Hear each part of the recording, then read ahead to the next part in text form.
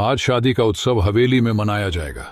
आइए जानते हैं सन की बॉय के बारे में और उनके बारे में जिनसे सन की बॉय की शादी होने वाली थी। सन की बॉय मणिपुर में रहने वाले एक आकर्षक नौजवान थे। सन की बॉय एक बार जंगल में जाते हैं शिकार खेलने अपने ड्राइवर विकास राज कश्यप और कुणाल चौकीदार के साथ। एक हिरण को पकड़ते पकड़ते वो आनंदगढ़ के जंगल में पहुंच जाते हैं। शिकार तो हाथ से निकल जाता है, मगर उन्हें एक सुंदर कन्या अपनी सहेली के साथ फूलों से सजे झूले में झूलते नजर आती है। उसकी हसीन आंखें और चेहरे में मुस्कान और हवाएं जो उस सुंदर कन्या के जुल्फों से खेलती हुई नजर आती है। ये नज़ारा सच में एक बड़ा मनमोहक था। सन की बाय बस उसे देखते ही रह जाते हैं। अचानक उस सुंदर कन्या की सहेली बोलती है, ओ सखी देखो, कोई एक सुंदर नौजवान वहां पे खड़ा है। वो सुंदर कन्या और उनकी सहेली देख के हंसने लगी। सन की बाय के पास वो कन्या और उनकी सहेली आती है। सन की बॉय थोड़ी शर्मा जाते हैं। सुंदर कन्या बोलती है, आपको कोई काम है क्या? सन की बॉय बोले, नहीं, मैं शिकार खेलते खेलते रास्ता भटक गया बस। उस कन्या ने कहा, आप कहाँ से है? सन की बॉय बोले, मेरा नाम सन की बॉय है, मैं मणिपुर की लोनली स्ट्रीट हवेली से हूँ। कन्या ने अपना परिचय दिया, मेरा नाम सिमरन है। उनकी सहेली ने भी अपना परिचय दिया, मेरा नाम रियू है। दूसरी सहेली में परिचय दिया, मेरा नाम मयूरी उर्फ मायू है। इतने में ही कुणाल चौकीदार और ड्राइवर सन की बॉय को ढूंढते आ जाते हैं। सुंदर कन्या जिनका नाम सिमरन था, उनकी आंखों में सन की बॉय की छवि कैद हो चुकी थी। वही सन की बॉय बातों बातों में खो चुके थे। तभी तेज से ड्राइवर और कुणाल चौकीदार बोला, बड़े मालिक चलिए, शाम हो रही। सन की बॉय गाड़ी में बैठ जाते हैं और वही सिमरन भी अपनी सहेलियों के साथ जाने लगती है। सन की बॉय उसे गाड़ी की खिड़की से देखते रहते हैं और गाड़ी स्टार्ट हो जाती है। इतने में सिमरन पलट कर देखती है। ऐसा मंजर देख के साफ साबित था, दोनों कुछ बात कहे या ना कहे, मगर दोनों की आंखें और दिल में बेहद कुछ कह दिया था। सन की बॉय अब हवेली में आ जाते हैं। अब सन की बॉय और सिमरन का मिलन दोबारा मणिगढ़ और आनंदगढ़ के बाजार में होता है। ये एक साप्ताहिक बाजार था और सन की बॉय अपने काम से बाजार में कुछ आवश्यक सामग्री लेने आए थे। अचानक उन्हें एक दुकान में घुंघरू वाले पायल खरीदते हुए सिमरन दिखी। सिमरन के पास थोड़ी पैसे घट रहे थे। सन की बॉय तभी उसी दुकान में सिमरन के पास पहुंच जाते हैं। सिमरन जैसे देखती है, पूछती है, आप यहाँ? सन की बॉय बोलते हैं, यहाँ कुछ सामान लेने आया था। सिमरन को सन की बॉय पूछते हैं, क्या हुआ?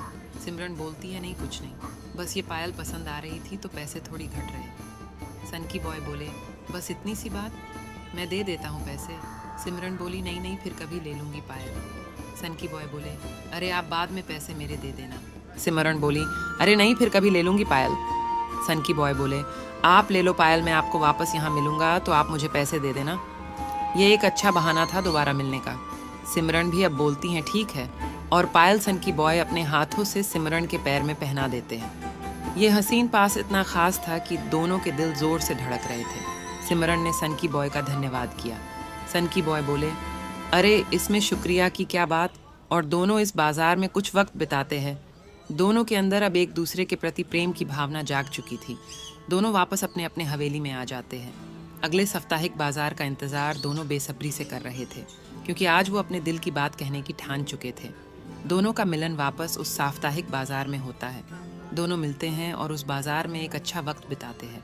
और अब शाम ढलने लगती है। दोनों एक पेड़ के नीचे बैठे उस ढलते हुए सूरज को देख रहे होते हैं।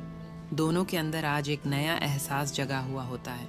उस ढलते हुए सूरज के साथ दोनों इस इंतजार में थे कि आगे कौन बोलेगा दिल की बात। अचानक दोनों एक साथ बोल पड़ते हैं, मुझे आपसे कुछ कहना था। दोनों शर्मा जाते हैं। फिर सन की बॉय बोलते हैं, हाँ बोलिए। सिमरन बोलती है, पहले आप। अब डूबता हुआ सूरज था और ठंडी हवा और झड़ते हुए पत्ते। सिमरन की जुल्फों में उस ढलते हुए सूरज की किरण सुनहरा रंग में दोनों नजर आ रहे थे। सिमरन की आंखें हया से झुकी हुई थीं। दोनों का दिल बहुत जोर से धड़क रहा था। सनकी बॉय ने कहा, मुझे आपसे प्रेम है और मैं आपको अपने जीवन का हमसफर बनाना चाहता हूँ। क्या आप मेरी जीवन संगनी बनेगी? सिमरन ने बहुत धीरे से कहा, हम। और दोनों एक दूसरे को देखते हुए वक्त बिता दिया। उस दिन बाजार में ज्यादा देर हो चुकी थी। सन की बॉय आज अपने कार से अकेले आए थे। सिमरन को सन की बॉय उनकी हवेली तक छोड़ने को बोलते हैं। सन की बॉय अपनी कार का दरवाज़ा खोल के अपनी होने वाली हमसफ़र को बैठते हैं। और कार में बैठकर हवेली के सामने गाड़ी खड़ी करके उन्हें हाथ पकड़ के उनके दरवाजे तक छोड़ने जाते हैं। दोनों वहाँ भी एक दूसरे को प्यार भरी नज़रों से देखते हैं। सिमरन बोलती है, जाइए वरना आपको लेट हो जाएगा। सनकी बॉय बोलते हैं, आपसे दूर जाने का दिल नहीं करता। इस तरह ये दिन भी ख़त्म हो जाता है। सनकी भाई वापस हवेली में आ जाते हैं और कुछ दिन एक अंदर ही शादी का रिश्ता सनकी बॉय के हवेली में आता है और रिश्ता पक्का हो जाता है। अब वर्तमान में सारी बुरी ताकत से लड़ाई के बाद बुराई का विनाश हो जाता है। अब आगे